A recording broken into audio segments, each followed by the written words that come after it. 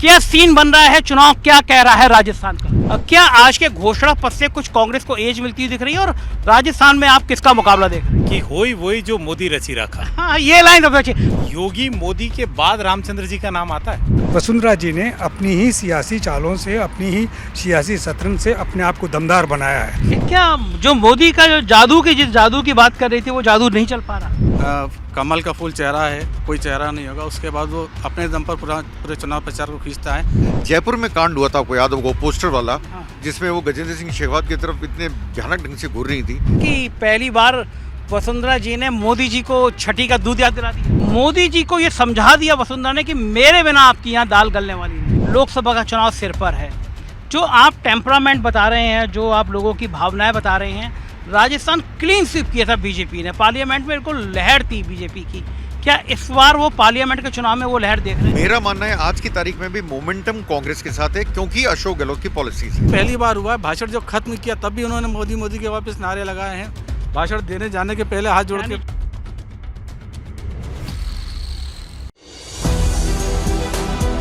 नमस्कार, मैं हूं संजय शर्मा। आप देख रहे हैं 4 PM न्यूज़ नेटवर्क। राजस्थान में हूं, जयपुर में हूं। प्रधानमंत्री जी आ रहे थे रोड शो करने के लिए, तो सोचा हम भी थोड़ा सड़कों पे घूम लें। सड़कों पे घूमे तो फिर हमको लगा राजस्थान समझना है तो खुद जितनी मेहनत की जाए उससे बेहतर ये है कि जिन लोगों ने राजस्थान को बहुत समझा है, जिन लोगों ने अपनी कलम से, अपने कैमरे से, अपनी वाणी से राजस्थान को सालों तक, राजस्थान के एक एक गांव तक, एक एक कस्बे तक, एक एक शहर तक सारे राजनेताओं की जन्म कुंडली खोली है। आज मैंने उनसे अनुरोध किया कि मुझे थोड़ी सी राजस्थान की जानकारी आप दे दीजिए। बहुत सुंदर जगह है, बहुत शानदार जगह है जिस जगह मैं खड़ा हूँ। अमर जवान ज्योति, देश के सपूतों के लिए नमन करते हुए तो मैं आज आपकी मुलाकात करा रहा हूँ राजस्थान के उन बहादुर, उन जाबाज, उन कलम के सिपाहियों से जिनकी कलम से आज भी पत्रकारिता जिंदा है।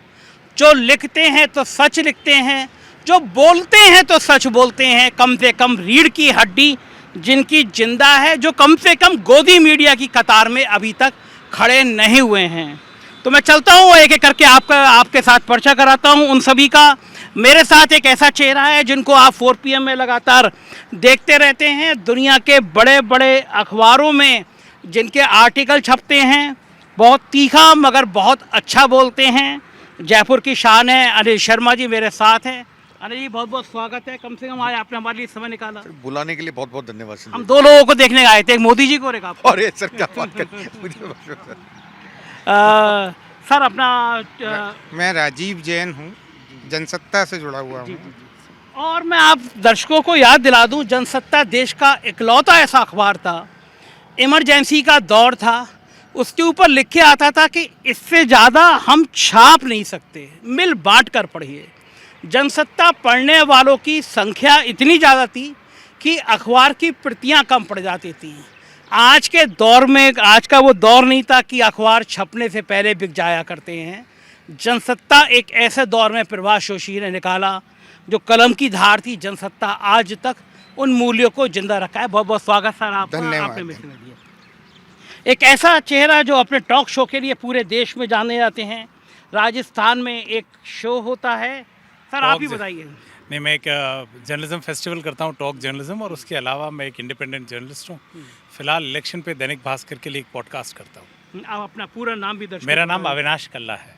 और आप इस नाम को अगर जब सर्च करेंगे अविनाश कल्ला, तो आपको एक शानदार टॉक शो मिलेगा। पूरा देश इनके टॉक शो में शामिल होने के लिए, पार्टिसिपेट करने के लिए आना चाहता है, क्योंकि ये देश का एक ऐसा टॉक शो है जिसमें आप देश के अलग अलग, जिन लोगों ने अपनी पत्रकारिता में बहुत ख़ास पहचान बनाई है, जो लेखक हैं, साहित्यकार हैं, वो सारे अविनाश भाई के शो में दिखते हैं। आप यूट्यूब पे सर्च करिए अविनाश भाई का नाम, तमाम बड़ी बड़ी सुर्खियों के साथ आपको मिल जाएगा। अविनाश जी अमेरिका का चुनाव भी कवर कर चुके हैं। अच्छा, आप अमेरिका चुनाव कवर करने गए थे? जी, मैं पिछला पूरा चुनाव जो अमेरिका का है, मैंने 42 दिन वहाँ सड़क पे निकाले और करीब करीब 28 राज्य अमेरिका कवर किए थे। उसमें मैंने किताब लिखी, अमेरिका 2020, एक बटा हुआ देश। ऐसी अच्छी अच्छी बातें आप बता नहीं रहे, शुरू में हमें छुपा कर रखा ही नहीं ऐसा बताऊँ।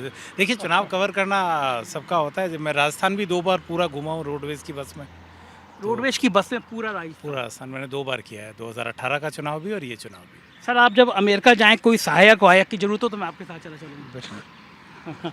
तो देखिए, ये पत्रकारिता इसे कहते हैं कि पूरा रोडवेज की बस में बैठ के पूरा राजस्थान कवर किया, अमेरिका का चुनाव अमेरिका में रह के कवर किया। ये शानदार पत्रकारिता राजस्थान में दिखाई देती है। सर आपका पूरा परिचय। जी, मेरा नाम मोहम सैनी है और मैं पिछले 50 बरस से पत्रकारिता कर रहा हूँ। दिनमान से अपना काम स्टार्ट किया था मैंने, और माया के साथ में मैंने उसको क्लोज़ किया। माया जो आपके यूपी की मित्रा प्रकाशन वालों की रही। आजकल मैं फ्रीलांसिंग कर रहा हूँ, बस इतना। ओम सैनी जी राजस्थान के वो पत्रकार हैं जिन्होंने पत्रकारिता का वो सूरज देखा है। एक टाइम था जिस समय दिनमान, साप्ताहिक हिंदुस्तान, चौथी दुनिया, ये सब आया करते थे। और माया मैगजीन एक ऐसी थी, देश के प्रधानमंत्री से लेकर कोई विधायक देश का ऐसा किसी भी राज्य का ना होता हो, लेकिन उसकी मेज पर माया जरूर होती थी। आजकल की जो मैगजीन आई हैं, जो अपने आप को पॉलिटिकल मैगजीन कहती हैं, जिसमें हीरो हीरोइन भी होती हैं, जिसमें सेक्स का तड़का भी होता है, माया बिल्कुल उससे अलग हटके थी। और ऐसी ऐसी रिपोर्ट माया ने निकाली है। त्यागी एक हत्याकांड हुआ था ना, माया का बड़ा चर्चित था। अयोध्या भी हम लोगों ने बहुत बेहतर अयोध्या ने भी बहुत बेहतर कवर किया। माया अपने आप की एक ऐसी मैगजीन थी जिसका बंद हो जाने का मुझे दुख है। और मेरे पास आज भी कम से कम 300 माया के कलेक्शन रखे होंगे मेरे घर पे। माया पढ़ पढ़ के हम लोगों ने पत्रकारिता सीखी है। जायसवाल साहब से आप परिचित हैं, 4PM के स्थानीय संपादक, और राजस्थान में इन्होंने 4PM बहुत शानदार तरीके से निकाला है। बहुत सीनियर जर्नलिस्ट हैं और बहुत शानदार काम किया है। स्वागत आपका। Thank you. तो ये था परिचय। और अब मैं आप सोचता हूँ कि आज की बातचीत शुरू करी जाए, जाना जाए कि राजस्थान का हाल क्या है, राजस्थान की चर्चा क्या है। अनिल जी, चुनाव में अब तो बस चुनाव सिर पर आ गया, प्रधानमंत्री जी भी आ गए, लगातार रोड शो वसुंधरा राजे के, प्रधानमंत्री के, मैं देख रहा था अशोक गहलोत की गारंटियों के होर्डिंग लगे हैं। क्या सीन बन रहा है, चुनाव क्या कह रहा है राजस्थान का? सबसे पहले तो संजय जी बताऊं, आज कांग्रेस ने अपना मैनिफेस्टो जारी करा, उसमें कुछ इंपॉर्टेंट चीज़ें भी आई, जैसे 25 लाख का बीमा जो है, अगर उनकी गवर्नमेंट आई तो 50 लाख का स्वास्थ्य बीमा हो जाएगा आपका। ऐसी कई उन्होंने आज चीज़ें नई नई डाली हैं। MSP पे ख़रीदना फसल को, और OPS को एक्ट बनाना, ये चीज़ें आई हैं आज। तो मेरा मानना है आज की तारीख में आप मेरे से पूछोगे संजय जी, तो मेरा वही करीब करीब रिप्लाई होगा कि मैं अभी भी कांटे की टक्कर मानता हूँ दोनों में। और अशोक गहलोत को एक, अगर सट्टा मार्केट की तरफ आप देखोगे, उस पर भी डिस्कशन कर रहा था मैं भी उनसे, तो उस सट्टा मार्केट में बीजेपी धीमे धीमे नीचे आ रही है और कांग्रेस धीमे धीमे ऊपर जा रही है। तो मेरा मानना है कहीं पे ऐसा ना हो कि बिल्कुल ही बराबर नंबर आ जाएं या 3-4 सीट्स का नंबर का अंतर हो दोनों में आज की तारीख में। अब मुझे लगता है 23 तारीख के बाद इसमें मोमेंटम आएगा, एक पार्टी मोमेंटम लेगी। मैं हंग असेंबली राजस्थान में नहीं देख रहा हूँ, ये बात पक्की है। दोनों में से एक पार्टी लेगी, पर अभी कांग्रेस के पास मोमेंटम है। बहुत अच्छी बात कही आपने। और दूसरा, मैं कल से ये देख रहा हूँ, मैं कल रात को आया था और कल आधी रात को मैं सड़कों पे घूमा था। यहाँ मैंने कुछ चाय वालों से, ठेले वालों से, इनसे बात की थी, और बड़े डंके की चोट पे, मैं जिस होटल में रखा था उस मैनेजर ने, तो मैंने पैसे मजाक में पूछा क्या सीन है, वो कह रहे हैं डंके की चोट पे कांग्रेस आ रही है ये। लेकिन सर्वे कुछ कह रहे हैं, चैनल कुछ कह रहे हैं, और आप बाकी जनता और आप कह रहे हैं कांग्रेस आगे बढ़ती है। सर्वे का साइज आप देखो 3000 से 20,000 का होता है। आपके वोटर्स कितने हैं? 5 करोड़ प्लस। वो सर्वे क्या रिजल्ट निकाल पाएगा? मेरा मानना है आज की तारीख में भी मोमेंटम कांग्रेस के साथ है, क्योंकि अशोक गहलोत की पॉलिसीज़ हैं, उसकी वजह से वो पुश ले रहा है। आज जो मैनिफेस्टो डिक्लेयर करा, उसका भी मैं मानता हूँ, उसका भी इनको फ़ायदा मिलेगा। वैसे ज़्यादातर वोटर्स 7 दिन पहले मन बना लेते हैं कहाँ वोट देना है, पर आज मैनिफेस्टो निकला है, उस मैनिफेस्टो में कई चीज़ें ऐसी हैं जो लोगों को लुभावनी है। वो चीज़ें को अभी 25 लाख का बीमा किस स्टेट में आप बताइए संजय जी, और किसी स्टेट में नहीं है राजस्थान के अलावा। बीमा की बात ही नहीं है। जो 1000 रुपये एक बुजुर्ग आदमी को पेंशन मिल रही है उसके लिए बहुत है, मिनी किट खाने का मिल रहा है उसके लिए बहुत है। ये चीज़ें जो हैं, मुझे लगता है राजस्थान में आपके कहीं अर्बन और रूरल डिवाइड है। अर्बन एरियाज़ में तो आप फिर भी पालेंगे बीजेपी का नाम, रूरल में नहीं पा पाते हैं आप इतना, और यही देखनी बात है। बिल्कुल बिल्कुल बिल्कुल ठीक है सर। जैसा ये बताया अनिल जी ने कि आज घोषणा पत्र लागू हुआ है, और घोषणा पत्र में काफ़ी सारी चीज़ें, और मैंने यहाँ पे देखा कि एक OPS स्कीम जो देश भर में जिसने क्रांति करी हो, कांग्रेस को, चाहे हिमाचल हो चाहे दूसरे राज्य हो, OPS स्कीम ने काफ़ी आगे बढ़त हासिल करी। क्या आज के घोषणा पत्र से कुछ कांग्रेस को एज मिलती दिख रही है, और राजस्थान में आप किसका मुकाबला देख रहे हैं? देखिए, राजस्थान में ये घोषणा पत्र वाली जो आपने बात की, उससे एज वाली बात तो मैं नहीं देखता, क्योंकि ये सब घोषणाएं तो पहले भी करते आ रहे थे मुख्यमंत्री, और गारंटियों के रूप में उन्होंने कह रखी थी। आज तो एक दस्तावेज के रूप में सामने आई हैं वो चीज़ें। और जो राजस्थान का एक माहौल चल रहा है, जैसा कि आपने पूछा, तो निश्चित रूप से अभी मेरे हिसाब से जो मेरी जानकारियां हैं, जो मैं घूमा हूँ या जहाँ से जानकारियां मिली, बीजेपी की बढ़त मुझको एक नज़र आती है साफ। राजस्थान, उसके पीछे एक कारण है, मैंने मालूम किया जगह जगह। जैसे सीकर में 8 सीटें हैं, पिछली बार कांग्रेस के पास 8 थी, तो वहाँ के लोग कहते हैं कि इस बार कांग्रेस 2 या 3 सीटें लूज जरूर करेगी। इसी तरह दौसा में 5 सीटें कांग्रेस के पास थी, 5 में से वहाँ कहते हैं इस बार कांग्रेस 2-3 सीटें लूज करेगी। इसी तरह अन्य ज़िलों में भी जो बात हुई, तो सभी ज़िलों से ये जानकारी मिली कि 1-2 सीटें वो लूज कर रही है। तो राजस्थान में पुराने हिसाब से देखें 33 ज़िले हैं, तो हर ज़िले से 1 सीट भी कांग्रेस लूज करती है तो 33 सीटें होती हैं। उधर 73 एज इट इज़ मान लें, विपक्ष की जो बुरी स्थिति में भी वो 73 सीटें लाई थी, तो 33 सीटें उसमें प्लस करते हैं तो 100 का आंकड़ा तो उनका वो पार होता है। ये मेरा एक कैलकुलेशन के हिसाब से है, हो सकता है गलत भी हो, लेकिन अभी की स्थिति में जो देखा जाए बीजेपी कांग्रेस से कहीं आगे है, क्योंकि जो चुनाव हो रहे हैं वो स्थानीय समीकरणों पे ज़्यादा हो रहे हैं। ने स्टेट लेवल का एक अलग मुद्दे हैं कि वो ठीक है, उसमें कांग्रेस बीजेपी बराबर लगती है, लेकिन जो स्थानीय स्तर पर जहाँ विधायक लड़ रहा है, सिटिंग विधायक है, तो उसके खिलाफ बड़ी ज़बरदस्त एंटी इनकम्बेंसी है, करप्शन की है, उसने अपने विरोधियों के खिलाफ भी बहुत केसेस दर्ज कराए। ऐसी कई जगह से सूचनाएं हैं, सभी जगह तो नहीं हुआ होगा लेकिन ज़्यादातर जगह ऐसा हुआ है। तो उन सब एंटी इनकम्बेंसी एमएलएज के खिलाफ बहुत ज़्यादा है, तो कहीं ना कहीं वो उसका नुकसान कांग्रेस को तो उठाना ही पड़ेगा। अच्छा बताइए, मुझे शुरुआत में ये हुआ कि वसुंधरा राजे को किनारे किया गया, वसुंधरा राजे कहीं दिखाई नहीं देती थी शुरुआत में, वो बाद में क्या मैनेज हो गया सारा? वो वसुंधरा राजे को साइड किनारे करने का जो नुकसान था बीजेपी को, क्या वो बाद में मैनेज हो गया? देखिए, दोनों की मजबूरी थी इसमें, पार्टी के केंद्रीय नेतृत्व की भी मजबूरी थी और वसुंधरा राजे की भी मजबूरी थी, क्योंकि वो बीजेपी छोड़ नहीं सकती थी। लेकिन जो बीजेपी ने पहली लिस्ट दी, उससे वसुंधरा राजे को बहुत बड़ा झटका दिया। उसके बाद कहीं ना कहीं वसुंधरा को लगा कि मेरे को इग्नोर करते रहेंगे तो कहीं मैं साइडलाइन नहीं हो जाऊं, तो वो खुद मुख्य धारा में आई, उनके कुछ टिकट हुए। अब टिकटों की एक अलग कहानी होती कि टिकट किसके किसके थ्रू हुए, क्या हुआ, वो सब ठीक है। उससे एक मैसेज जो बाद की 2-3 लिस्टें आई, उससे एक मैसेज गया कि वसुंधरा जी के लोगों को भी शामिल किया गया है, टिकट मिले हैं। तो असल में तो वो लोग दूसरी जगह भी जा रहे थे टिकट के लिए, अकेले वसुंधरा जी के ही उस पर नहीं थे। तो ये देखने में आया कि कहीं ना कहीं अब दोनों पैचअप में चल रहे हैं। अब उसमें बाद की स्थिति क्या बनती है वो तो रिजल्ट के बाद ही मालूम पड़ेगा। अच्छा, आपको क्या लगता है कि अगर भारतीय जनता पार्टी की सरकार आती है तो मुख्यमंत्री वसुंधरा राजे होंगी या कोई दूसरा नाम भी हो सकता है? देखिए, बहुमत आने पर है, यदि मार्जिन पे बहुमत आया तब तो वसुंधरा जी के चांस बनते हैं, और बम्पर मेजोरिटी आ जाती है बीजेपी की तो फिर वसुंधरा जी के चांस मुझे नहीं लगते हैं। फिर कौन बनेगा? फिर तो पार्टी के पास बहुत टाइम, ये तो अंदाज़ा लगा ही नहीं सकते कौन आपके बनेगा। पास कौन ऐसा नेता है जो भाजपा का मुख्यमंत्री बन सकता है? इसमें तो 7-8 नाम जो चल रहे हैं, किसी एक का नाम तो आपके हिसाब से सबसे ऊपर उसमें से कौन सा हो सकता है जो दिल्ली दरबार के करीबी हो, जिसकी सबसे ज़्यादा संभावना हो? गजेंद्र सिंह शेखावत और ओम बिरला। गजेंद्र सिंह शेखावत और ओम बिरला। गजेंद्र सिंह शेखावत के खिलाफ तो पहले भी भ्रष्टाचार की कुछ शिकायतें चल रही हैं ना यहाँ पे। अब वो राजनीति में चलता है भ्रष्टाचार की और शिकायतें, तो भाजपा वसुंधरा में के खिलाफ भी बहुत है। वो तो है। अच्छा, एक सवाल मैं ये करना चाहता हूँ कि अगर गजेंद्र सिंह शेखावत या ओम बिरला अगर बहुमत काफ़ी आ जाता है, ये बनते हैं, इनको मुख्यमंत्री बनाया जाता है, तो क्या वसुंधरा राजे शांति के साथ इसको स्वीकार कर लेंगी या रिएक्ट करेंगे? मेरे हिसाब से वसुंधरा राजे के सामने कोई चारा नहीं रहेगा। उनको कहीं ना कहीं पार्टी एक सम्मानजनक स्थिति दे सकती है, लेकिन ये भविष्य की बात है। मजबूरी की बात है। अब नाज भाई, क्या सीन लग रहा है आपके हिसाब से? आप तो बहुत घूमते हैं और नेचुरली आप इस चुनाव में भी घूम चुके होंगे।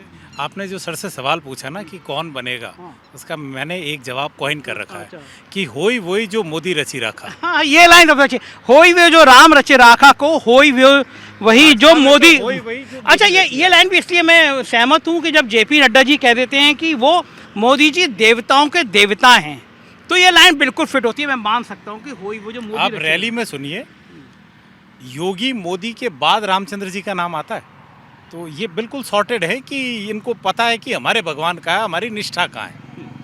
तो ये सवाल ही नहीं है कि कौन जीतेगा या कौन जाएगा, पर चुनाव अभी बिल्कुल, वो कहते हैं ना, पहली बार मेरे ख्याल से 25 साल में एक ऐसा चुनाव आया है जहाँ ना तो पार्टियां कन्विंस्ड है और ना ही मतदाता कन्विंस्ड है। तो ऐसा अमूमन होता नहीं है। अभी तक अगर आप मान लीजिए पिछले चुनाव में राजस्थान में इस वक्त आए होते तो हम बता चुके होते कि हवा किस तरफ है, फिर मार्जिन का खेल रहता है। अभी तो ये हालत है कि पहले वो 100 की मार्जिन क्रॉस कौन करेगा। तो चुनाव फंसा हुआ है और मुझे 2 सिनेरियो बड़े लगते हैं। इसमें कोई दो राय नहीं कि मुख्यमंत्री अशोक गहलोत इस बार उनके खिलाफ पर्सनल कोई एंटी इनकम्बेंसी नहीं है, लेकिन जिस पद पर बने रह के उन्होंने ये सारी योजनाएं दी हैं, वो जिन एमएलएज के बेस पर हैं उनमें से शायद 10 या 15% ऐसे होंगे जिनके खिलाफ अपने क्षेत्र में नाराज़गी नहीं है। तो अगर वोट अशोक जी के चेहरे पे पड़ता है तो कांग्रेस को बहुत बड़ी एडवांटेज है और इस चुनाव के बाद फिर वो कांग्रेस के नहीं विपक्ष के सबसे बड़े नेता होंगे। पर अगर इससे उलट गया तो फिर वही परिपाटी जो अभी 25 साल से आ रही है उसे मैं बदलता आज नहीं देख रहा। ये बहुत महत्वपूर्ण बात कही आपने और आपका इतना अनुभव है और आप कह रहे हैं 25 साल में पहली बार आप राजस्थान में ये सीन देख रहे हैं। लेकिन जितना आपने एनालिसिस किया, जितना आपने लोगों से बात की, जाना, थोड़ी बढ़त किसको नज़र आ रही है? मैं अभी भी कहूँगा भाजपा को एज है। भाजपा को एज है। हमारी ट्रेंड जो है ना, हाँ। ये देखिए अभी कांग्रेस में अशोक गहलोत अकेले चुनाव लड़ रहे हैं और भाजपा में जितने बिखराव थे, 10-12 गुट थे, वो धीरे धीरे उनका जब वो अस्तित्व खतरे में होता है तो सारे एक आ जाते हैं। ये सारी स्पेकुलेशन चल रही थी। आज हम बात करें उससे 2 घंटे पहले एक मंच पर वसुंधरा राजे सिंधिया और प्रधानमंत्री मोदी दोनों ने भाषण दिया। अभी तक अटकलें यही लग रही थी कि वो साथ में नहीं बोल रहे, कुछ नहीं बोलते। अपने भाषण के अंत में वसुंधरा राजे ने कहा जय जय मोदी, वो नारा भी लगा, उन्होंने लोगों से भी नारे लगवाए। अपने भाषण की शुरुआत में प्रधानमंत्री ने दुष्यंत का नाम भी लिया जो उनके पुत्र हैं। तो एक मैसेजिंग होती है स्टेज पे, वो आज उन्होंने मैसेजिंग पूरी करी। तो वोटिंग के अंत में अगर कहीं ये संशय हो रहा था कि वसुंधरा जी का रोल क्या रहेगा, आप ये देखिए करीब करीब 40 यात्राएं वसुंधरा राजे सिंधिया ने करी हैं। वो इकलौती नेता हैं मोदी और शाह के अलावा जिसने इतना राजस्थान कैनवस किया। तो उनकी इम्पोर्टेंस को बीजेपी भी निगेट नहीं कर पाई और वो धीरे धीरे सब साथ आ रहे हैं, जबकि कांग्रेस में सिर्फ अशोक गहलोत चुनाव लड़ रहे हैं। तो क्या वो ला पाएंगे? क्या वो कार्यकर्ता जो 4 साल 10 महीने तक बिल्कुल एक डिस्टेंट कज़न की तरह बैठता था, दूर का आदमी था, उसकी ना तो सत्ता में भागीदारी ना कोई, इनकी अंत में हालत ये हो गई अपीजमेंट करने की, आचार संहिता लगने के कुछ समय बाद भी कोई नियुक्ति के ऑर्डर निकाले इन्होंने। तो क्या वो लास्ट माइल रन इनफ होगा? सबसे अच्छी स्कीम चिरंजीवी रही है पूरे 4 साल में, या हर जगह इसका किसी के पास तोड़ नहीं है। पर उसके बाद जो हम वेलफेयर स्कीम्स की बात करते हैं ना, अब तो ये उस पर आ गए कि सट्टा लगाओ, मैं 500 में, वो कह रहा मैं 450 में, इन्होंने कहा आज 400 में। अबे तुम्हें साल के आखिरी अंत में ही दिख रहा है। तो इतना ही अच्छा करना था तो पहले कर देते ना। फिर वो जो पेट्रोल का सवाल पूछा जाता है वो भी वैलिड सवाल है। तो एक वेलफेयर स्टेट का बहुत बड़ा उदाहरण है कि क्या हम सारी चीज़ फ्री बीज पे जा पाएंगे। एक और बहुत बड़ा मुद्दा है, वो है पेपर लीक्स और अनएम्प्लॉयमेंट। मैं 25 साल का कलेक्टिव फेलियर मानता हूँ इस प्रदेश का कि हम एनसीआर के इतने करीब हैं, हम हमारे युवाओं में एक सरकारी नौकरी से आगे की एस्पिरेशन नहीं डाल पाए। आप जाइए गाँवों में, लोग वेट कर रहे होते हैं कि कोई एक छोटी अपॉर्चुनिटी मिल जाए। तो ये सब बाहरी बातें हैं। क्या ये एक बड़ा मैजिकल ट्रिक होगा कि जिस तरह बीजेपी एक प्रोपोगेंडा से बहुत अच्छा आती है, तो इस बार अशोक गहलोत ने उन्हें इंच भर जगह नहीं दी है यहाँ प्रोपोगेंडा में आगे बढ़ने की। तो ये भी बहुत बड़ी बात है। ये बिल्कुल बहुत बड़ी बात है। मैं कह रहा हूँ ना, अपनी और दोनों पार्टियां अपने मूल कैरेक्टर से विपरीत चुनाव लड़ रही है संजय भाई। भाजपा हमेशा चेहरे के साथ होती थी, इस बार वो चेहरे के बिना है। कांग्रेस कभी भी चेहरे आगे नहीं करती थी, इस बार कह तो रही है नहीं आगे है, पर सबको पता है चेहरा कौन है। तो ये दोनों पार्टियां अपने कैरेक्टर से विपरीत जाना, फिर इनके अंदर खाने जो बिखराव हैं, ऐसा नहीं है कांग्रेस यूनाइटेड है, सबको पता है। पहले 2 प्रमुख गुट होते थे, अशोक गहलोत, सचिन पायलट। इस बार गोविंद सिंह डोटासरा भी अपना चांस देख रहे हैं कि क्या मेरा नंबर आ सकता है। तो कांग्रेस में भी गुटबाजियां हैं। अब कांग्रेस के गुट बिखरते जाते ज़्यादा दिख रहे हैं और भाजपा के साथ आते दिख रहे हैं। ये फायदा एंड टाइम पे उनको हो सकता है। अच्छा, जो वसुंधरा की जो नाराजगी की खबरें थी शुरुआत में, जो दौर में थी, क्या प्रधानमंत्री जी पहली बार दबाव में आए वसुंधरा को, जिस तरह शुरू में किनारे किया गया, लेकिन फिर बाद में समझ में आया जो हाल मध्य प्रदेश में हुआ, शिवराज को किनारे किया गया। देखिए, आप एक बात सुनिए, मेरा मानना रहा है कि भाजपा बड़ी प्रैक्टिकल पॉलिटिकल पार्टी है। There are no permanent friends और एनिमीज उसमें होता है। जहाँ उन्हें ज़रूरत होती है कि इसके बिना पार नहीं पड़ेगा, ले लो। और आप वसुंधरा राजे क्यों बात करें, उन्होंने मलिंगा तक को टिकट दे दी जिसके लिए 18 महीने से वो चिल्ला रहे थे। तो भाजपा एक प्रैक्टिकल पॉलिटिकल पार्टी है, जहां उन्हें दिखा कि हमें ज़रूरत है वसुंधरा राजे को आगे करने की, बहुत स्मूथली आगे कर गए। पहली लिस्ट में नाम नहीं दिया, फिर देखा विद्रोह ज़्यादा है तो उनके लोगों को भी एडजस्ट किया गया। उनके कई लोगों को टिकटें मिली, बात करते हैं कि 3 जनों को नहीं मिली, पर आप ये भी देखिए करीब करीब 45 लोगों को टिकट भी मिली है ना। तो इतना एडजस्टमेंट दोनों करने को तैयार थे, तुम्हारी भी ठीक मेरी भी ठीक। अब आज देखिए भवानी सिंह राजावत उनके करीबी माने जाते थे, इंडिपेंडेंट खड़े हुए, आज बैठ गए ना भारतीय जनता पार्टी कैंडिडेट के फेवर में। तो बीजेपी अपनी कंसोलिडेशन वाली पोजीशन में आ रही है। और फिर उनका राम मंदिर का प्लैंक, तो मैं हमेशा कहता हूँ तेरा राम जी करेंगे बेड़ा पार। एक चीज़ और जानना चाहूँगा कि योगी आदित्यनाथ ने यहाँ पे आके इजराइल हमास का जिक्र किया, दर्जी हत्याकांड का जिक्र हुआ। ये चुनाव जिस मोड़ पे, जिस सांप्रदायिक मोड़ पे बीजेपी ले जाना चाहती थी, क्या राजस्थान में वो उतना मोड़ आ पाया? लोगों के मन में है कम्युनल वाली बात? देखिए ये 3 तारीख को पता पड़ेगा कि हुआ नहीं। राजस्थान बहुत कास्ट डिवाइडेड स्टेट है, हम कम्युनल लाइंस पे डिवाइडेड नहीं है, पर भाजपा ने अपनी कोर स्ट्रेंथ पे प्ले किया कम्युनलिज्म। और आपने योगी की बात कही, तो मैंने कल उनको आमेर में देखा, सतीश पूनिया के प्रचार के लिए आए थे, तो उन्होंने एक लाइन बोली, आप पूनिया को जयपुर भेजिए विधानसभा में जीत के, ये ट्रेन बुक कराएंगे और 22 तारीख के बाद ये आपको अयोध्या लाएंगे और वहाँ की जिम्मेवारी मेरी। तो आप लोग अयोध्या आएंगे और वो जो जनता में उस वक्त फ्लेवर दिखता है, तो कहीं ना कहीं वो अपना जो कोर वोट बैंक है, आप कम्युनल भले ना करें, पर पिछला चुनाव सिर्फ 0.5% के मार्जिन पे था, 1.56 लाख वोट्स का था फ़र्क। तो अगर वो अपने कोर वोट बैंक को भी एड्रेस करके इंटैक्ट रख लेते हैं, तो ये उनके लिए बहुत बड़ी एडवांटेज है। बिल्कुल, बहुत बहुत आपने सारगर्भित तरीके से बढ़िया बात की। सर, आपने 50 साल से ज़्यादा लंबा दौर जिया है पत्रकारिता का, बहुत सारे चुनाव देखे हैं राजस्थान में, बहुत ज़्यादा अध्ययन किया है, क्या सीन लगता है आपको? देखिए, कुल मिलाकर के जो जिस तरीके से ये गारंटीज़ वाला सिलसिला चला है, ये अपने आप में मेरा ये कहना है कि कॉन्स्टिट्यूशनली जिस बात को लोगों ने कभी गौर नहीं किया, वो ये कि एक कल्याणकारी राज्य में लोगों का जो हक होना चाहिए, डायरेक्टिव प्रिंसिपल जिनको हक नहीं मानते हैं, इस सरकार ने खुले तौर पे कहा कि हम आप पे कोई एहसान नहीं कर रहे हैं। जिसको फ्रीबीज कहा जाता है, वो जनता का हक है, और वो हक मुख्यमंत्री अशोक गहलोत ने दिया। और साथ साथ में जो सीन बना है धीरे धीरे धीरे धीरे, देखिए मैं नहीं मानता कि अशोक गहलोत के साथ में टीम नहीं है, लेकिन वो उतनी मुखर नहीं है जितनी कि भारतीय जनता पार्टी में। वो मुखर होना ही उनका बिखराव है। जिस तरीके से आप बटे बटे देखते हैं अलग अलग लोगों को, वो उनका बिखराव है। और साथ साथ में राजस्थान की जो सामाजिक संरचना है, वो बहुत अलग किस्म की है।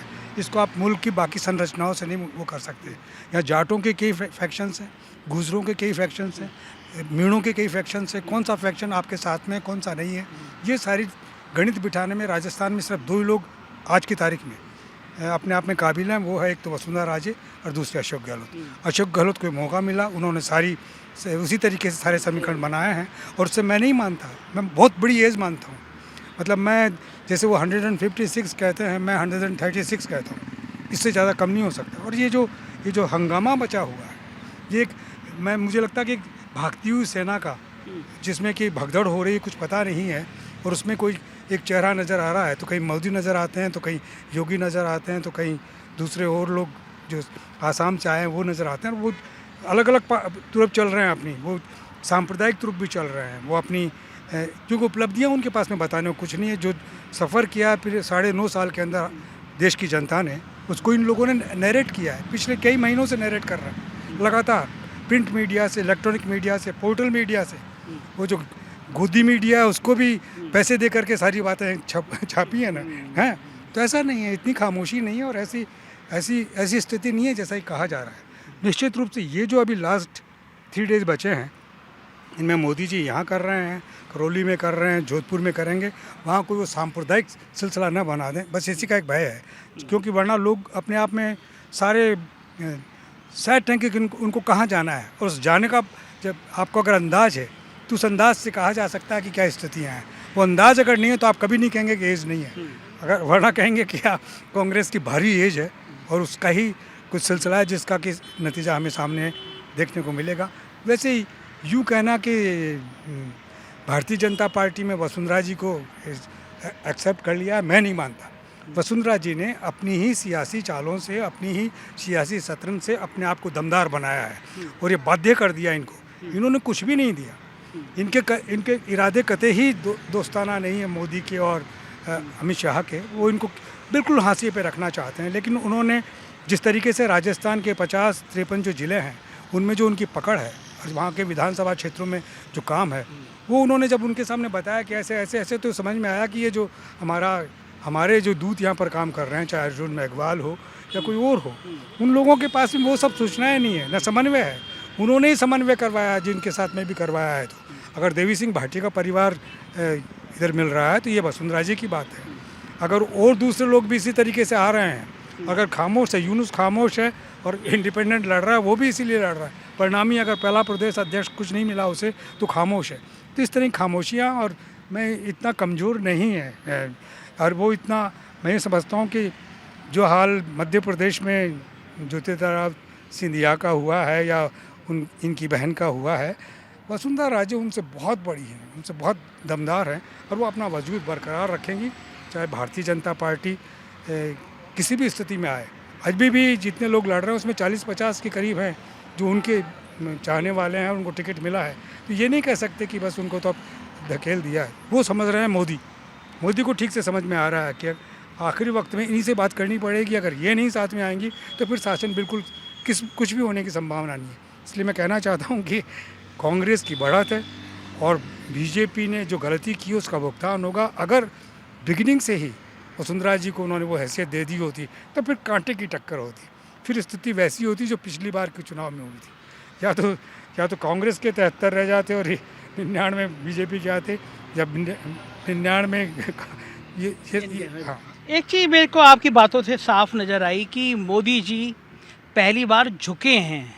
झुके इसलिए कि उनको समझ आ गया कि बिना वसुंधरा के काम नहीं चलेगा, लेकिन तब तक शायद देर हो चुकी थी, क्योंकि वसुंधरा का जो पहला मैसेज आ रहा था, वसुंधरा के टिकट काट दिए गए, वसुंधरा नाराज़ है, तो बीजेपी के आम कार्यकर्ताओं में क्या ये मैसेज गया कि मोदी जी का ये अहंकार है कि एक इतनी सीनियर नेता, उनसे भी सीनियर नेता, उसको इस तरह अपमानित करना, ये मोदी जी का शक्ल है? ये मैसेज है, निश्चित रूप से है, और ये बात वो महसूस करती हैं।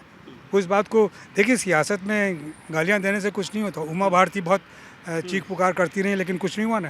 तो इनसे निपटने के लिए जिस तरह की सियासी चालें होनी चाहिए वो वसुंधरा जी जानती हैं ठीक तरीके से, कि अपना आधार मजबूत रखिए, अपने अनुयायियों को बिल्कुल सेफ रखिए, उनकी मदद कीजिए, उनकी हैसियत बनाइए, ताकि किसी वक्त में भी काम में ले सके।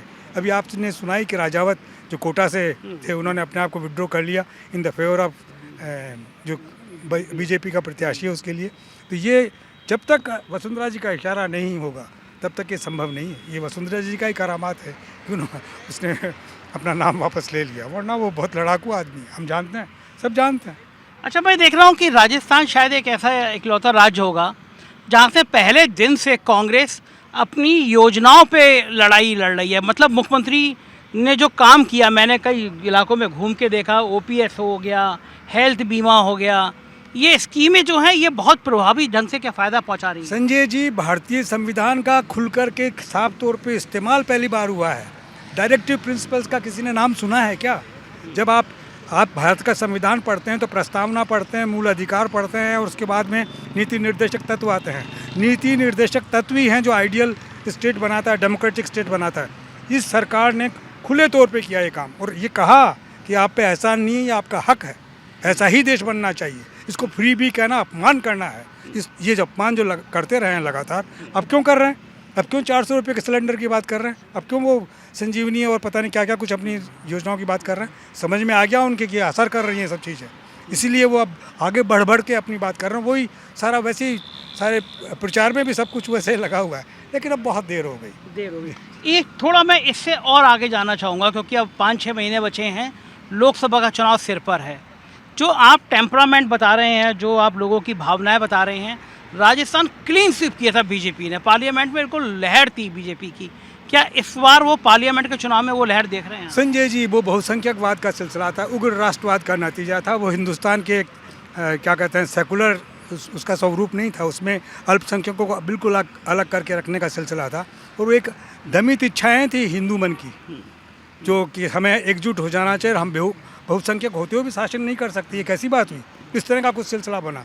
और फिर अरब मुस्लिम राष्ट्रों में जिस तरह का सीन चल रहा था, दुनिया में जिस तरीके से मुस्लिम टेररिज्म चल रहा था, उससे लोग नाराज़ थे और उसका इम्पैक्ट इधर भी आया, इसलिए एकजुट होने का सिलसिला बना।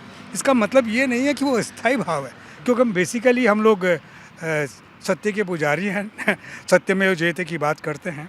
हम जाने अनजाने में भी हमारे वैल्यू सिस्टम है जो हमें अपने त्योहारों से, अपनी निष्ठाओं से हासिल होता है, हमारे संस्कारों से हासिल होता है। चाहे विवाह हो, चाहे मृत्यु हो, चाहे कुछ और हो, तो उसके अंदर जितने भी आपके त्यौहार हैं कन्वे करते हैं वही बात जो हमारा संविधान कहता है कि सबके साथ में मिल के रहना चाहिए, वसुधैव कुटुंबकम वाला सिलसिला। तो वो सब चीज़ें नहीं भूलते, हमारे अवचेतन में विद्यमान रहती है। उसके लिए बोलने की आवश्यकता नहीं होती है। जब हम निर्णय करते हैं उस वक्त हमारा हाथ क्या कहता है, हमारी जुबान क्या कहती है, वो बहुत महत्वपूर्ण बात है और वो कहीं पढ़ाया नहीं जाता, बिल्कुल सही। उसको अनुभव से ही पता कर सकते ये है कि 2024 में तस्वीर इस बार ऐसी बनती हुई नजर नहीं आ रही। नहीं। देखिए तो सही है आप, राजस्थान एक बहुत बड़ा, ये तीनों, मैं राजस्थान नहीं कह रहा, मैं पांचों राज्यों का जो अपना चुनाव परिणाम है वो दिशा तय करेगा मुल्क की, और राजस्थान उसमें पीछे नहीं रहेगा, वो अग्रणी रहेगा। मैं नहीं मानता कि राजस्थान में कांग्रेस की एज नहीं है, कांग्रेस की स्थायी एज है और वो 135-36 नंबर मैं बोलता हूँ। गजब गजब गजब, आपने तो बिल्कुल बिल्कुल बिल्कुल ही गजब कर दिया। नवीन भाई, सर आप हाँ कुछ कह रहे हैं? मैं ये कह रहा था कि जो आपके ज्योतिष जी बोलते हैं वो मैं उस बात को बड़े गौर से सुनता हूँ, लेकिन उसमें साइंटिफिक मुझे यही नज़र आता है कि उनका सोच बड़ा बेहतरीन तरीके का, वो कैसे होता है मुझे नहीं मालूम। वो खुद भी इंजीनियर है ना, हाँ। इसी बात होगा। नवीन भाई, आपने सब लोगों की बात सुनी, अपने संगी साथियों की बात, आपका क्या आकलन है, राजस्थान की तस्वीर क्या है?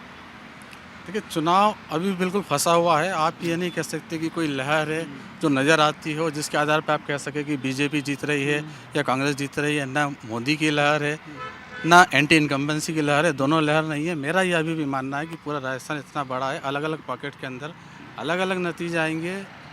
कैंडिडेट इम्पोर्टेंट है, जाति समीकरण है वो इम्पोर्टेंट है, वो ज़रूर काम करेंगे। बीजेपी जो मुद्दे उठा रही है, कांग्रेस जो गारंटी की बात कर रही है, वो व्यापक मुद्दे हैं, उन पर बात हो रही है। मगर जब आप ग्राउंड पे जाते हैं तो लोकल कैंडिडेट और उसकी जाति ये ज़्यादा महत्वपूर्ण हो रहा है कई जगह पर, जिसके आधार पर चुनाव होंगे। तो आप ये आज की तारीख में नहीं कह सकते हैं कि बीजेपी क्लियर कट मेजोरिटी ले जाएगी या कांग्रेस ले जाएगी या कौन सरकार बनाएगी, ये इस बार तय नहीं है। क्या जो मोदी का जो जिस जादू की बात कर रही थी वो जादू नहीं चल पा रहा? प्रधानमंत्री नरेंद्र मोदी ने पूरा चुनाव प्रचार अपने ऊपर ले लिया है। जैसा उन्होंने साफ कहा था कि कमल का फूल चेहरा है, कोई चेहरा नहीं होगा, उसके बाद वो अपने दम पर पूरे चुनाव प्रचार को खींचता है। मगर इसके बावजूद वसुंधरा राजे जो टिकट उन्होंने दिए, करीब 40 से ज़्यादा टिकट उनके लोगों के थे, वसुंधरा राजे उन पर प्रचार करती रही। अभी तक करीब 40 से ज़्यादा सभाएँ कर चुकी है। आज जो अंता केंद्र सभा हुई थी प्रधानमंत्री की, वसुंधरा राजे उनके साथ मंच पर थी। 5 अक्टूबर को चुनाव के पहले अंतिम जोधपुर में जो सभा हुई थी, तब वसुंधरा राजे और प्रधानमंत्री नरेंद्र मोदी एक मंच पे थे, पर तब उन मंच के पर वसुंधरा राजे के भाषण नहीं होते थे। आज 1 महीना और 6 दिन के बाद में दोनों एक मंच पर वापस साथ में आए हैं और इस बार वसुंधरा राजे का भाषण हुआ है। मगर इस बार दोनों की केमिस्ट्री ज़बरदस्त रूप से बदली हुई थी। मैंने अपने करियर में पहली बार देखा है कि वसुंधरा राजे ने मंच पर खड़े होकर मोदी मोदी के नारे लगवाए हैं।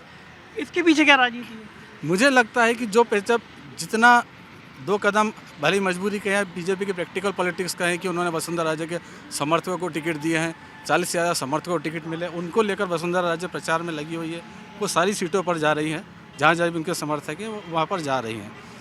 अब चुनाव के बाद की स्थिति क्या होगी, वसुंधरा राजे का भविष्य क्या होगा, इसकी चिंता उन्हें भी है। और उन्हें लग रहा है चूँकि अगर उनके पास इतनी बड़ी संख्या में विधायक चुनकर आते हैं, वैसे भी उन्होंने अभी तक कहीं भी प्रधानमंत्री नरेंद्र मोदी को कोई चुनौती नहीं दिया, कोई असंतोष जाहिर नहीं किया है, तो एक लग रहा है कि कहीं ना कहीं पेचअप की कोशिश है जो मंच पर आज नजर आई है। दोनों ने हंसते हुए बात की है, मुस्कुरा कर बात की है। वसुंधरा राजे ने भाषण की शुरुआत मोदी से की है। शुरू के करीब 5 मिनट सिर्फ मोदी की घोषणा है और मोदी विश्व का नेतृत्व कर रहे हैं। हर तरह से प्रधानमंत्री नरेंद्र मोदी को क्रेडिट दिया है और ये पहली बार हुआ है। ये पहली बार हुआ है। भाषण जब खत्म किया तब भी उन्होंने मोदी मोदी के वापस नारे लगाए हैं। भाषण देने जाने के पहले हाथ जोड़ के चुनाव में कितने दिन बचे हैं? अब 4 दिन बचे हैं। 4 दिन पहले याद आया। 4 दिन पहले याद आया। और वसुंधरा राजे प्रधानमंत्री अलग अलग जिलों में जा रहे थे तो वह संभाग के नेताओं के प्रदेश अध्यक्ष को साथ में रख रहे थे। अंत में हाड़ौती गए हैं। जो वसुंधरा राजे का झलरापाटन जो इलाका आता है तो वहाँ पर स्वाभाविक रूप से वसुंधरा राजे को मंच पर आना था। सारा मीडिया इंतजार कर रहा था कि इस बार उनकी बॉडी लैंग्वेज क्या होगी, केमिस्ट्री क्या होगी, मगर बिल्कुल उलट था। इतने दोस्ताना माहौल के अंदर और इस तरह से बातचीत करते हुए मुस्कुरा के बात कर रहे थे। मतलब प्रधानमंत्री नरेंद्र मोदी ने दुष्यंत का नाम लिया सभा के अंदर कि मैंने दुष्यंत से बात की और उन्होंने ये बताया। तो ये बिल्कुल आज बदला हुआ माहौल था। दिल मिले ना मिले गले मिलाते रहिए। बिल्कुल पिछली बार भी चुनाव के अंदर ये हुआ था कि पहले प्रधानमंत्री नरेंद्र मोदी वसुंधरा राजे की उपेक्षा करते रहे, मगर अंत में जब उन्हें लगा कि चुनाव फंस रहा है तो कहीं ना कहीं उन्होंने वसुंधरा राजे को तवज्जो देने की कोशिश की थी। ये इस बार जो हुआ है बिल्कुल सबसे अंत में हुआ, लेकिन आज जो हुआ है बहुत ज़्यादा था, इसकी उम्मीद नहीं की जा सकती। बिल्कुल बिल्कुल ठीक बात है। अब एक एक लास्ट कमेंट हम बात कर लेते हैं लोगों से।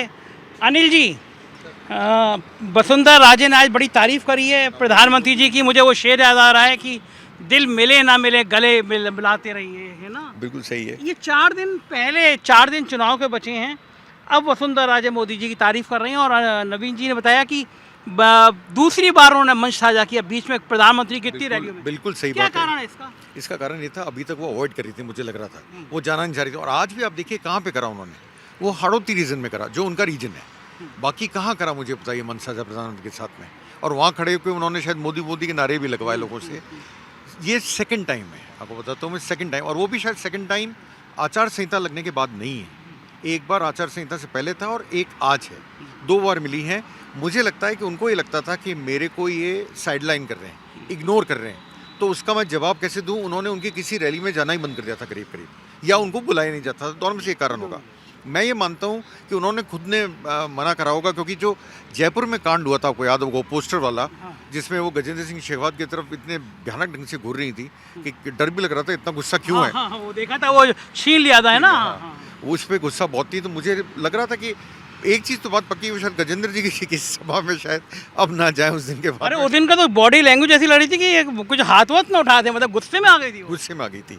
और मैं उसके बाद में आज वो गई हैं मोदी जी के साथ में, वरना किसी में भी नहीं गए। और इसके उलट अगर आप देखो तो जब राहुल गांधी आए तो सचिन पायलट और अशोक गहलोत ज़्यादातर साथ रहने की कोशिश करिए, दौसा के अलावा। दोनों ने साथ गए, दोनों साथ खड़े हुए हैं, ये दिखाने की कोशिश करिए हम यूनाइटेड हैं या नहीं, बात की बात है, पर दिखाने की पूरी है कांग्रेस की कोशिश कि हम दोनों साथ साथ हैं और हमारे में कोई डिफरेंसेस नहीं है। पार्टी एक यूनाइटेडली चुनाव लड़ रही है, जिससे क्योंकि पायलट भी असट है, संजय जी समझना पड़ेगा, पायलट भी एक असट है। तो इसलिए पायलट और अशोक गहलोत मिल जाते हैं तो मैं मानता हूँ ये फॉर्मिडेबल फोर्स हो जाता है, बड़ा तगड़ा फोर्स बन जाता है आपस में। या वसुंधरा की जो आपने बात करी वो बिल्कुल सही है, जो नवीन जी ने कहा। दूसरी बार तो अगर मैं गलती पे नहीं हूँ तो पहली बार चुनावों के आचार संहिता लगने से पहले था, और ये आचार संहिता लगने के बाद है। तो मैं इस बात को इस एंगल से क्या कह सकता हूँ कि पहली बार वसुंधरा जी ने मोदी जी को छठी का दूध याद दिला दिया। छठी का दूध तो नहीं बोलूँगा मैं संजय जी, पर यह बात जरूर है कि क्योंकि उनका रीजन है, वो रीजन पूरा उनका है। जो वोट मिलते हैं बीजेपी को उनके नाम से मिलते हैं हाड़ौती में। तो मैं मानता हूँ ओम बिरला की भी इतनी पकड़ नहीं है जितनी वसुंधरा जी की उस एरिया में पकड़ है। तो मेरा मानना ये है कि उन्होंने अपने एरिया में आज मोदी जी को दिखाया होगा कि मेरी क्या ताकत है, इधर देखो आप। हाँ, और आप ये भी देखो कि मैं अगर बोलती हूँ तो दूसरे भी मोदी मोदी करते हैं, मैं हूँ। झटका दिखाना इसे कहते हैं।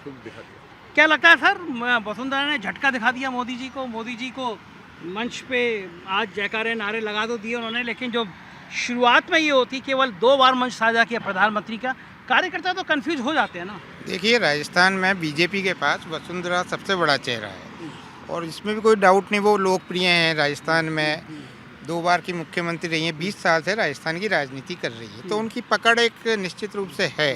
जो चुनावों से पहले, जब टिकट बंटने से पहले एक चीज़ चल रही थी कि वसुंधरा जी को साइड लाइन कर दिया, उसके बाद धीरे धीरे पार्टी ने उसको कहीं ना कहीं संभाला, तो निश्चित रूप से वसुंधरा जी फिर मुख्य धारा में आई हैं। तो इस तरीके से वो पार्टी, मोदी जी, अमित शाह और जेपी नड्डा, ये सब लोग जानते हैं कि वसुंधरा को इग्नोर नहीं किया जा सकता। जैसा कर्नाटक में किया तो राजस्थान में वो चीज़ नहीं कर सकते थे कहीं ना कहीं। अच्छा, ये बात तो आप मानेंगे कि वसुंधरा जी में और मोदी जी में पटती नहीं है, ये बात तो मानेंगे ना? बिल्कुल बिल्कुल। ये करीब, मैं तो आपको 2004-05 की बात बताता हूँ, जब से ही नहीं पड़ती। जब वो गुजरात के मुख्यमंत्री थे और वसुंधरा जी राजस्थान की मुख्यमंत्री थी, जालौर में नर्मदा नहर परियोजना का कोई एक उद्घाटन समारोह था जिसमें 3 राज्यों के मुख्यमंत्री आए, कि 3 राज्य थे, राजस्थान, मध्य प्रदेश और गुजरात, तीनों के भाजपा ही मुख्यमंत्री थे। तो उस समारोह में कहीं ना कहीं वसुंधरा जी ने मोदी जी को उस समय बहुत इंतजार कराया था। एक ऐसी चीज़ आई थी चर्चा में, तो शायद उसके बाद से ऐसी चीज़ें चल रही हैं मन में रहा। अच्छा, मोदी जी इस मामले में एक्सपर्ट हैं, वो भूलते नहीं है, वो भूलते, ऐसा कहा जाता है। हाँ, शिवराज सिंह चौहान को देखिए, उन्होंने ढक्कन कर दिया। और मतलब वो उस जमाने की जो अदावट चल रही है वो बात तक कई चीज़ों में सामने आती रही। अच्छा, अमित शाह के कितने दौरे हुए थे?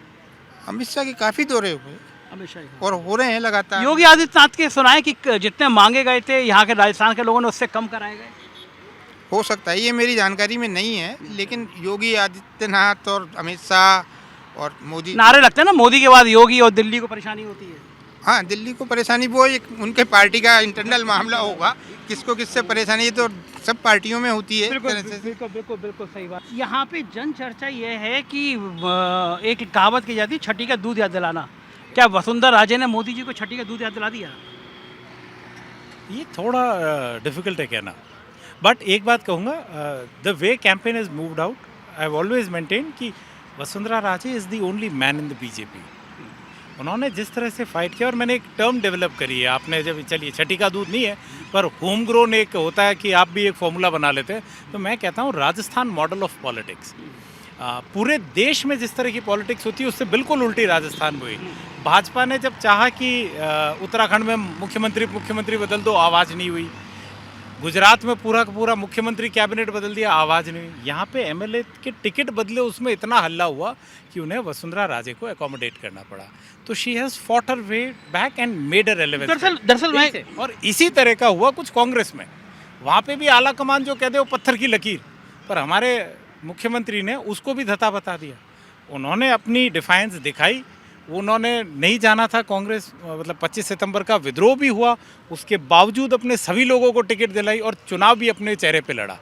तो this is a Rajasthan model of politics. दोनों पार्टियों में ऐसा है कि आला कमान का कोई वजूद नहीं रहा, शत्रप मजबूत है। फिर मैं ये जानना चाहता हूँ, अब तक जिसको मोदी जी ने चाहा, जिसकी तरफ निगाह टेढ़ी हुई, वो आदमी बेकार हो गया बीजेपी में। आमतौर पे एक दो को छोड़ दीजिए, योगी आदित्यनाथ को छोड़ दीजिए या वसुंधरा को छोड़ दीजिए, तो क्या यहाँ पर मोदी जी को ये समझा दिया वसुंधरा ने कि मेरे बिना आपकी यहाँ दाल गलने वाली नहीं? मुझे लगता है दोनों ने एक दूसरे को समझा दिया, क्योंकि आज उन्होंने भी मंच से बोला जय जय मोदी, और उधर मोदी जी को भी उन्हें साथ लेके आना पड़ा। तो जो मैंने पिछली बार कहा था कि बीजेपी एक प्रैक्टिकल पार्टी है, टाइम रहते चीज़ें साथ ले आती है, ये फ़र्क कांग्रेस में दिखता है कि उन्हें जब भी इस तरह का एक यूनिशन शो करना था, अभी पिछले 15 दिन हटा दीजिए, जब सब नेता बैठ रहे हैं, मतलब फ़ोटो आपको ट्वीट करनी पड़ रही है कि हम आए थे, वो वाली नहीं है। भाजपा में वो प्रैक्टिकलिटी थी, उन्हें समझ में आया कि ये नेता ज़रूरी है, उन्होंने बहुत सटली उनको इंक्लूड किया, और नेता ने भी ऊपर वालों को उतना डिफाइन नहीं किया। बिल्कुल बिल्कुल बिल्कुल ठीक है। सर, मैं एक चीज़ आपसे पूछना चाहूँगा कि अब तक जितने नेता हुए हैं, मोदी जी जिनसे नाराज़ हुए वो सब किनारे लग गए। क्या वसुंधरा राजे ने मोदी को झुका दिया? दूसरे शब्दों में कहूँ, एक मैसेज दे दिया योगी आदित्यनाथ के बाद वसुंधरा राजे ने भी कि हम तुम्हारे प्रेशर में नहीं आने वाले? देखिए, टसल बहुत लंबी अरसे से चल रही है। जब मोदी जी लोकसभा के चुनावों की तैयारी कर रहे थे, उस वक्त तक वसुंधरा जी 163 विधायकों के साथ में राजस्थान में शासन कर रही थी, और वहाँ जब मोदी जी ने कुछ आंखें वाँखें तरेरी होंगी तो उन्होंने कहा कि राजस्थान में वो होता है जो मैं चाहती हूँ। तब से जो टेंशन है वो आज तक बरकरार है। अभी जो कुछ आगे बढ़ना है, पीछे हटना जो दिख रहा है, यह सब सियासी शतरंज है। इसमें हरगिज़ वो पीछे नहीं आएंगी। अगर तुम मेरी बात मानोगे, संजय दुष्यंत का नाम लोगे, तो मैं तुम्हारा नाम ले दूंगी। तुम अगर जय जयकार करोगे, मैं जय जयकार तुम्हारा कर दूंगी। तुमने आग दिखाई तो मैं आग दिखा। मतलब मोदी जी को उनके बेटे का नाम लेना पड़ा तभी जय जयकार हुई? जी, निश्चित रूप से। देखिए, यही सब कुछ हुआ तभी उनको होना, क्योंकि मोदी जी समझते थे कि वो अपने किस्म की राजनीति हर जगह चला सकते हैं। राजस्थान में जो सचमुच में अविनाश बोल रहे थे ना, यहाँ का अलग मॉडल है, यहाँ की अलग तेवर हैं, जिसको राजस्थान का आदमी कहा जाता है। वो इतनी आसानी से टूटता भी नहीं है, झुकता भी नहीं है। यही नवीन भाई, यही लब्बो लुआब है कि राजस्थान है, यहाँ का आदमी टूटता भी नहीं है, झुकता भी नहीं है। मोदी जी को झुका तो दिया। मोदी जी शुरुआत से अगर आप टिकट बांटने से लेकर उनके भाषण या उनके जो मुद्दे हैं अभी तक देखेंगे, तो वो हर जगह, अगर आप उसको झुकना कहें तो वो झुके हैं। टिकट बांटने के अंदर वसुंधरा राजे के समर्थकों को टिकट काटे, मगर बाद में समर्थकों को टिकट दिए। उसके बाद वो चुनाव के मैदान में आए, उन्होंने भाषण देने शुरू किए। तो पहले जो भाषण देते थे उसके अंदर अपनी योजनाओं के बारे में बात नहीं करते थे, खाली आरोप लगाने की बात करते थे। मगर जब अशोक गहलोत की 7 गारंटी और दूसरे काम की बातें हुई, तो प्रधानमंत्री को मजबूरन उन मुद्दों पर आने पड़ा कि उनकी सरकार क्या दे रही है। पहले उन्होंने वो बात शुरू की। अशोक गहलोत ने कहा कि या राहुल गांधी कहते थे कि हमने महंगाई राहत कैंप लगाए, तो प्रधानमंत्री ने महंगाई की बात करनी शुरू की, उन्हें सस्ते सिलेंडर की बात शुरू की, उन्होंने पेट्रोल हमें सस्ता करके देंगे। हालांकि मध्य प्रदेश की बात वो नहीं करते कि वहाँ पर महंगा पेट्रोल मिल रहा है, राजस्थान से वहाँ के चुनाव से होकर वो आ गए हैं, मगर वो भी महंगाई की बात करते हैं। तो वो सारी चीज़ें जो दिख रहा है उनको सामने की, ये चीज़ चुनौती लग रही है उनको, तो उसको स्वीकार कर रहे हैं। उसके कारण आप इसको झुकना कहें चाहे सरेंडर करना कहें, मगर उन चीज़ों को एड्रेस कर रहे हैं। बिल्कुल बिल्कुल ठीक बात। तो ये थे राजस्थान के वो सीनियर जर्नलिस्ट जो अपनी बात सुना रहे थे आपको राजस्थान की राजनीति समझा रहे थे। बहुत रोचक चुनाव है राजस्थान का, 4 दिन बचे हैं। वसुंधरा राजे ने एक तरह से प्रधानमंत्री मोदी को झुका दिया। दूसरी बार वो उनके साथ मंच पर आई और सभी का मानना है कि यहाँ पे भारतीय जनता पार्टी में वही होगा जो वसुंधरा चाहेंगी।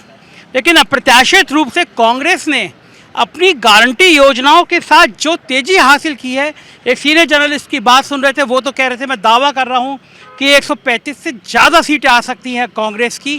कांग्रेस ने आज घोषणा पत्र जारी किया है। जाहिर है चुनाव बहुत रोचक है, बहुत मज़ेदार है। अगले 2-3 दिन और मज़ेदार होंगे और कम से कम चुनाव में किसी पत्रकार ने नहीं माना कि ये चुनाव सांप्रदायिक आधार पर गया। जिस तरह की बातें की गई, इजराइल हमास का जिक्र किया गया, दर्जी की हत्या की बात की गई, तमाम ऐसे बातें की गई जिससे धार्मिक आधार पर विभाजन हो जाए। लेकिन ये राजस्थान है, इसकी मिट्टी में, इसके खून में वीरता है और शौर्य है और ना झुकने की बात है। तो राजस्थान में वो कड़ में दिखाई दे रहा है। राजस्थान में मैं कुछ दिन बना रहूँगा, आपको दिखाता रहूँगा। आप देखते रहिए 4PM न्यूज़ नेटवर्क। अपनी राय से ज़रूर अवगत कराइएगा, सब्सक्राइब करिएगा, ज्वाइन करिएगा। Thank you.